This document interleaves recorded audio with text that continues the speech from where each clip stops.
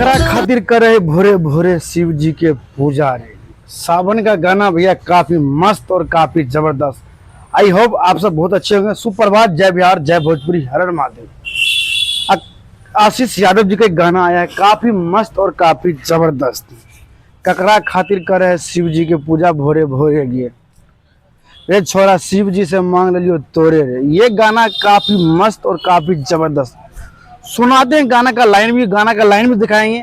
बता दे गाना काफी मस्त और काफी जबरदस्त। 2 हफ्ते पहले गाना आया था, लेकिन गाना यूट्यूब पे और डीजे पे भी काफी मस्त और काफी जबरदस्त बज रहा है।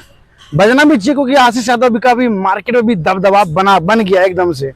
जैसे ट्रेंडिंग स्टार, पावर स्टार, जुलबी स्टार और भी ऐसे कई स्टार हैं जिसका मार्केट दबदबा बन गया। उसे इसी का मार्केट दबदबा बन चुका है।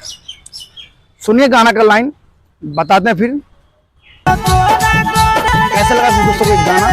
कमेंट बॉक्स में मुझे बता दीजिएगा और कमेंट लिख दीजिएगा हर हर महादेव, क्योंकि सावन का गाना है, बोलबम का गाना है, तो कैसा लगना चाहिए। जय बिहार, जय भोजपुरी, हर हर महादेव।